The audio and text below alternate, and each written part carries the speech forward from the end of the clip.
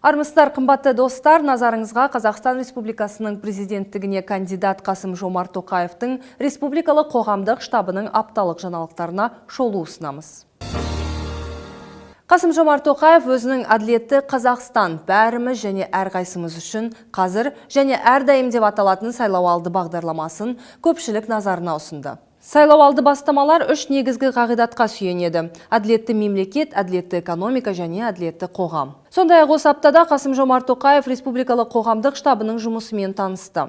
Кандидатқа штаб жұмысының аралық қорытындылары және алдағы кезеңге арналған жоспарлар таныстырылды.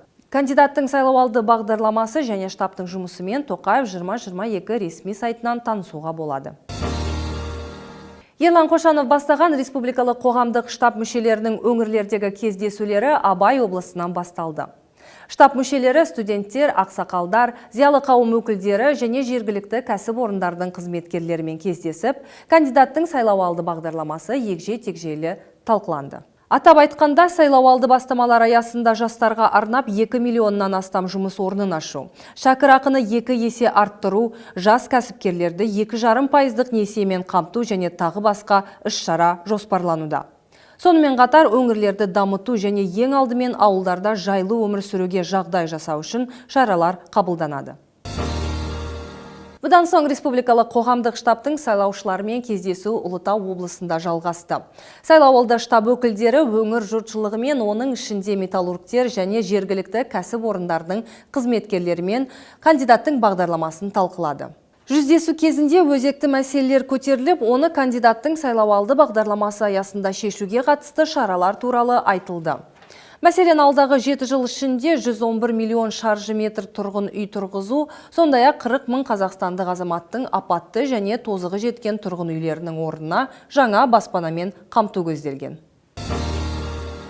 Халықтық коалицияның белсенділері еліміздің барлық аймағында үгіт-насихат науқанын жүргізіп жатыр. Осы уақыт аралығында 3 мыңнан астам іс-шара өткізілді. Сондай-ақ ел аумағындағы 227 қоғамдық қабылдау бөлмесі отандастарымыздың ұсыныстары мен тілектерін тікелей қоғамдық қабылдау бөлмелері жанындағы колл орталығы және кандидаттың сайты арқылы онлайн форматта жинап жатыр. Айта кету керек, сайлау тәжірибесінде осы жолы алғаш рет қазақстандықтар кандидатқа өз ұсынысын қалдыра алады. Мұндай мүмкіндік Тоқаев 2022 сайтының интерактивті бөлімінде қарастырылған. Онда әр ниет білдірген азамат кандидатқа тікелей хат жазып, бейне хабарлама жібере алады.